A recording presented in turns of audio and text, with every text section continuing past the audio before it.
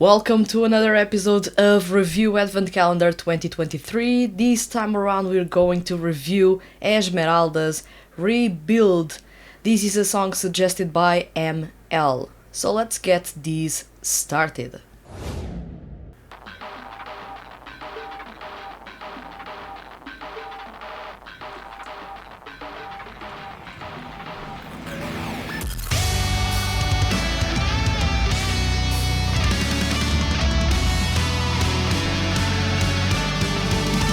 First off, you are putting those guitars screaming right from the start, and I do love that. I was finding the intro a bit odd.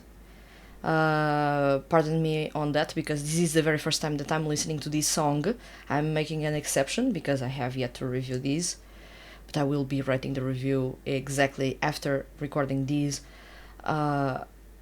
This is a weird way to start, but then as the guitar starts screaming, I know that this is going to be good. Yeah.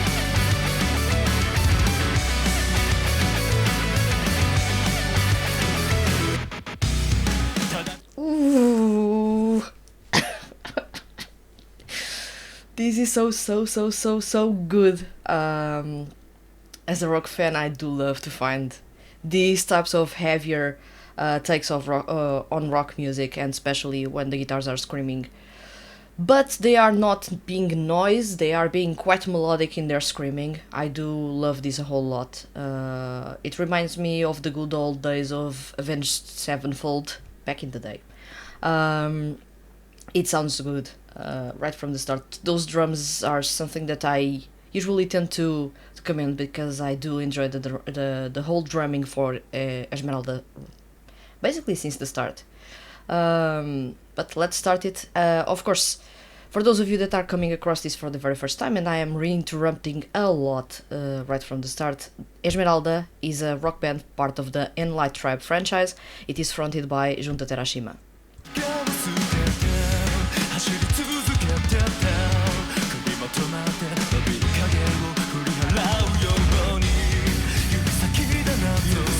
Ooh, a delicate piano in the background.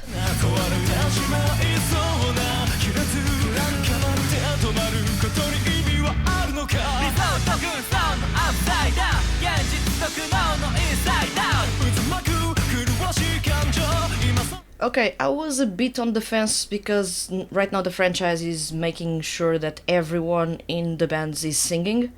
In this case, Esmeralda has backing Junta Terashima, Kento Hama, Yusuke Nagano, and Shohei Komatsu. They are the three ones backing Junta Terashima. On a live show, Kento Hama plays the guitar, Yusuke Nagano plays the bass, and Shohei Komatsu plays the drums.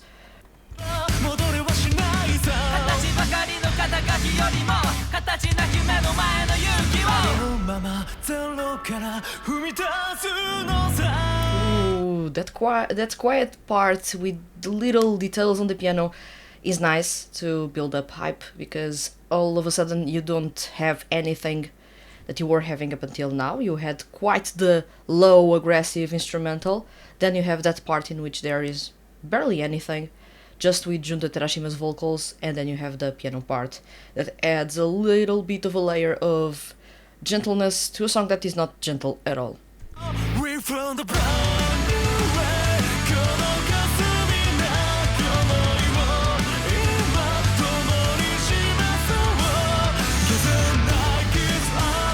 That crash on the drums is really splashy. I've heard tighter crashes before. This is not tight at all, and I do love that it is splashing a lot.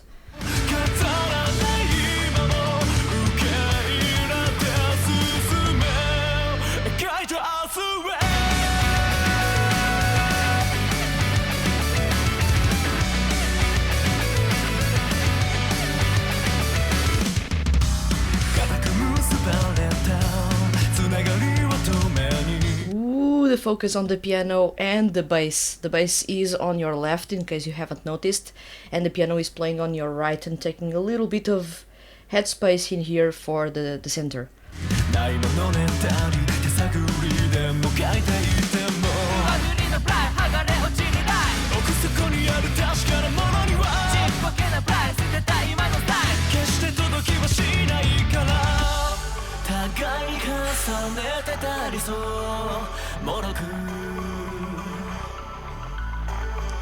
Ooh, this part reminds me a lot of Bring Me the Horizon right now. It's or even One Ok Rock. It sounds quite alternative within the rock genre and the hard rock genre in this case for Esmeralda.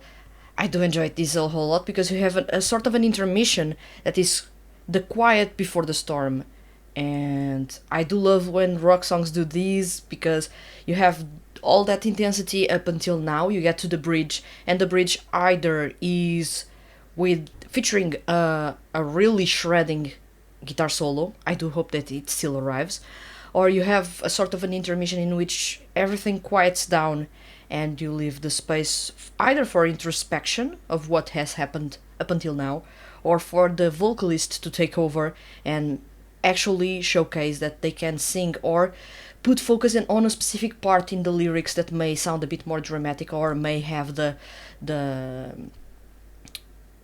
climax in there of the story that is being told.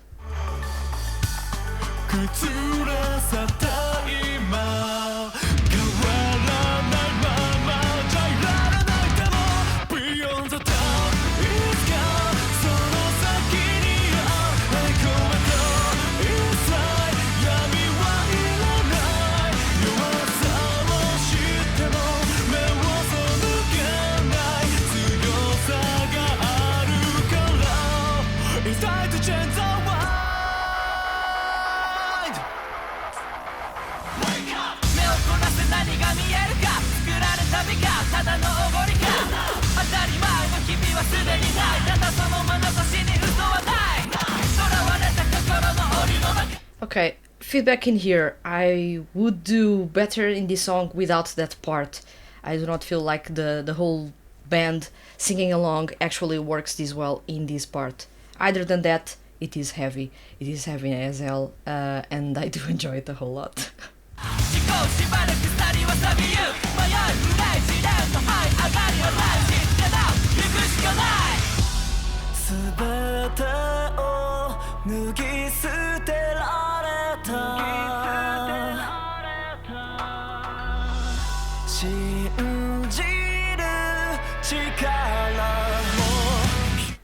This was surprising to find. It is Kento Hama performing this part? I was not expecting.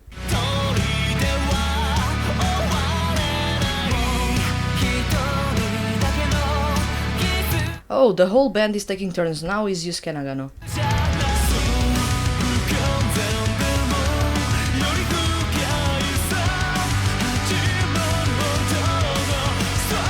Strings in the background, it's getting really dramatic right now.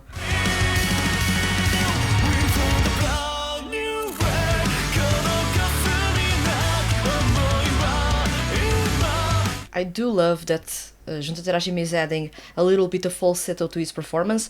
Comparing with other performances that he did for Esmeralda, this one sounds a bit more cohesive in terms of style and not as complex as previous performances.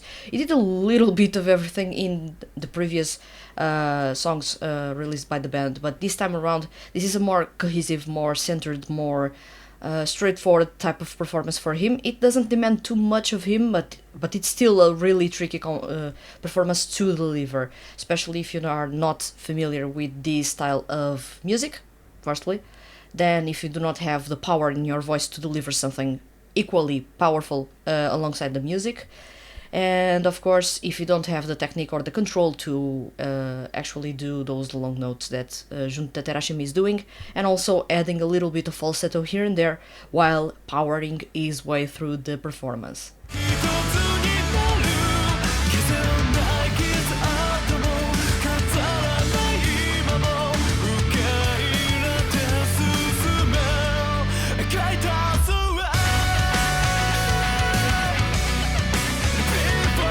This outro!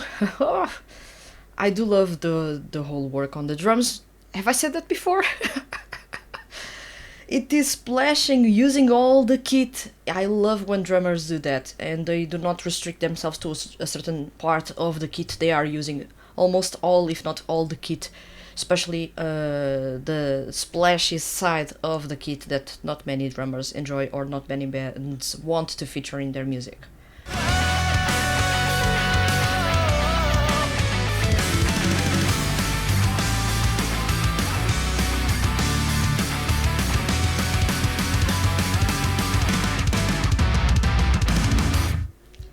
Do you know what this band is missing?